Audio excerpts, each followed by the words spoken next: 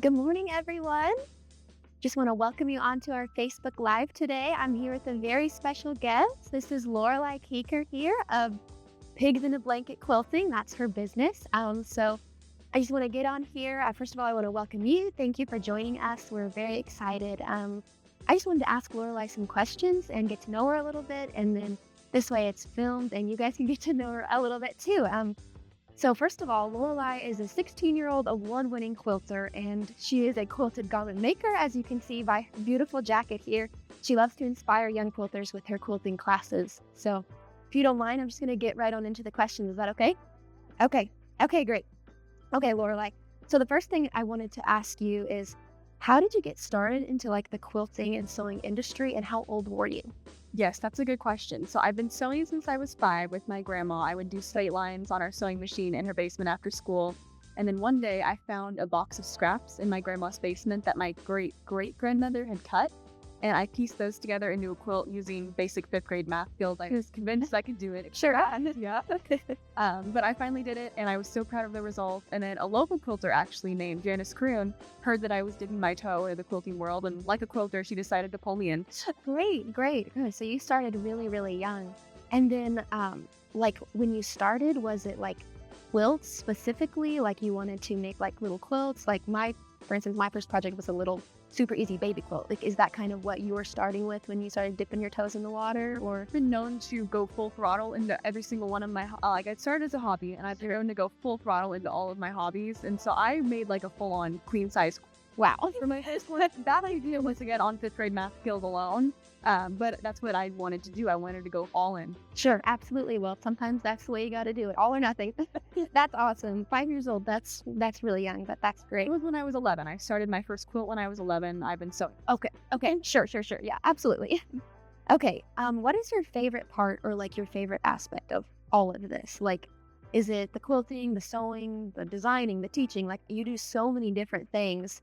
And I'm very curious, is there something that really speaks to you and you just kind of tolerate the others, or is it all of it that you love? I'm very curious, what are your favorite parts? Yeah, so long arming is one of my favorite parts. Okay. Got me into quilting. Janice Kroon let me use her long arm that first quilt. And so I was so excited when I saw it. I was like, this is like drawing, but this is drawing I can do. Yeah. Figure.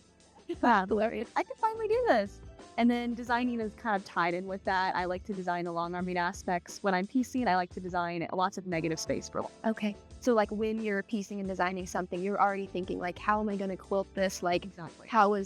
What quilting design am I going to put on this project? Space for the long arming. Okay, that's awesome. That's really good to know. I kind of tend to be the opposite of I'm caring so much about the piecing, and then I get to the end of the quilt and I'm like, oh man, I have no idea what to do with this now.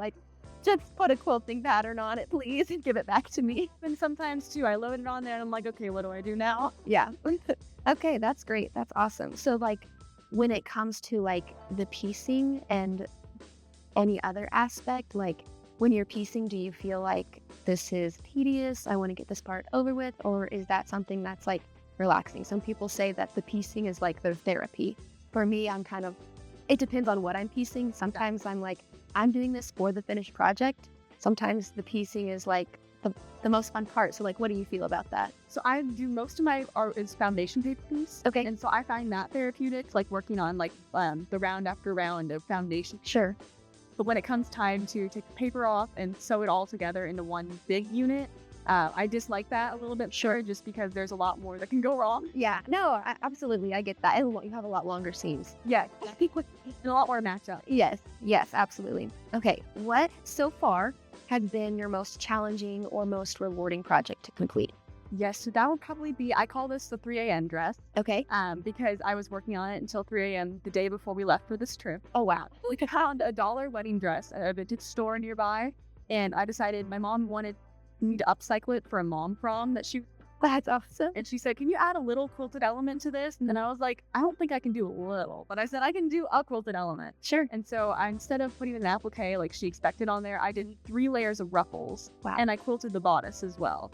Wow. And so I really underestimated how much time I had to do this. Sure. Because I was up until 3 a.m. working on it. And so that was the most challenging project, but it was also really rewarding because it's a project that everyone talks about to this day. Absolutely. Do you have like pictures of that on your Instagram? On my Instagram and Facebook as well, and my website. Okay, so like what are those? So like if somebody wanted to go find those pictures, like you could scroll back, but I'm also working on renovating the website as well. Okay. So pretty soon, probably up in the next week, I will have a gallery. Okay, great. Stuff pretty easily. Great. I'm sure people will want to see those pictures. I like to go back and be like, oh, what was she talking about? I want to see the finished result. I want to see the 3 a.m. dress. So make sure you go to either her Facebook, her Instagram, or her website, which is Pigs in a Blanket. Quilting.com. Perfect. Okay, and then you can find the 3 a.m. dress. Awesome. Okay, so so you started really getting into it around 11. You said you made your first quilt around 11, and at that point, this was just like a hobby for you, something you enjoyed doing, right? Like, but what made you realize you could turn this hobby, this something you were doing, like that you were doing with your grandma, like what made you realize I can turn this into a business? Like I can really do something with this. Well, so a lot of my hobbies when I was little, I had so many hobbies. Sure. When I was growing up, of course the fuse bead and the rainbow loom. Yeah. But I wanted to turn everything into a business. I was I could not. Very driven. I can't stand to be bored. That's my thing. And this was more about once I bought the long arm, I figured out, well, not only can I turn this into a business, but I probably should to pay off the Absolutely. Yeah. And so I started doing client quilts, like quilting their quilts on the long arm to pay off the long arm. Wow. And then from there, my business kind of grew into pattern design and femininity design, all kinds. Yeah. So it's just continued to expand the more you've done it. That's great. That's awesome. Okay. Just kind of as we're closing here, what is like your best tip or your best piece of advice for a quilter or a sewist who is like just starting out? That would probably be no fear. No fear. 2 words, just no fear. When I started out, everyone said, "You did that at such a young age." I'm like, I just jumped in. I didn't know what I was doing. I have more fear now even than I did a couple years ago. Really? Just growing up and learning from failure, you gain more fear. Sure. You just have to push past that because it's not as hard as it seems. Yeah. Sometimes it is. No, you're right. You're right. A lot of times quilters will make things out to seem harder than they are. And if you just try it out, you're a lot smarter than you think you are. Yeah. No, that's very true. Not too long ago, I took a curved piecing class. And I've been quilting or sewing for years, and I was a little bit nervous, like I'm going to make a whole quilt with curved piecing. And there was a girl in the class who had never pieced before, like never sewn a seam. And she was taking this curved piecing class with her mom. And she was like the best one in the class. Because she had no fear. Right. Because there's like this stigma in the quilting world of curved piecing is scary. Like, I don't want to do curved piecing. So because that stigma's on there, I had that fear myself of like, oh, I'm a little nervous to make this quilt. But this girl who had never pieced before, she just jumped right in. She didn't know what everybody was concerned about, and it ended up being a breeze. So you're very right. No fear. That's a good one. The same way with foundation piecing. Yeah. One talks about, oh, it's so scary. And in the beginning, that's what I started to do originally when I just started quilting. That was a bad idea.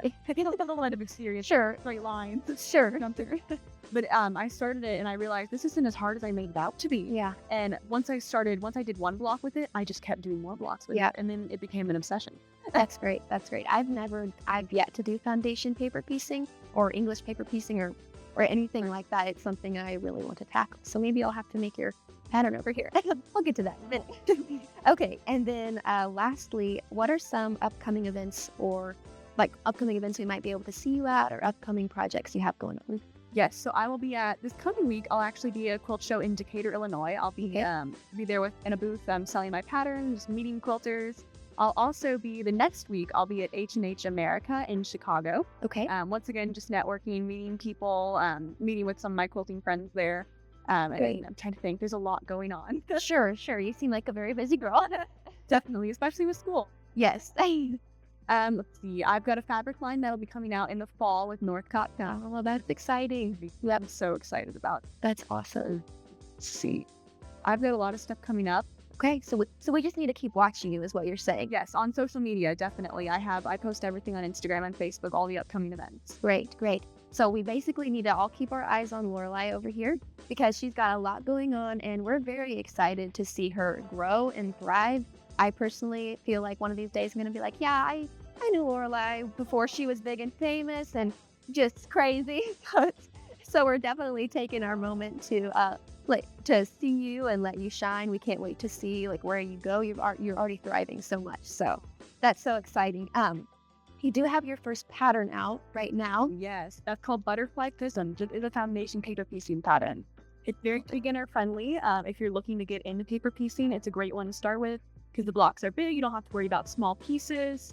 And it's a very simple pattern. You make one foundation paper piece unit and you use it to the whole quilt. Yeah, that's awesome. So that's so exciting. You have this in just a few stores, right?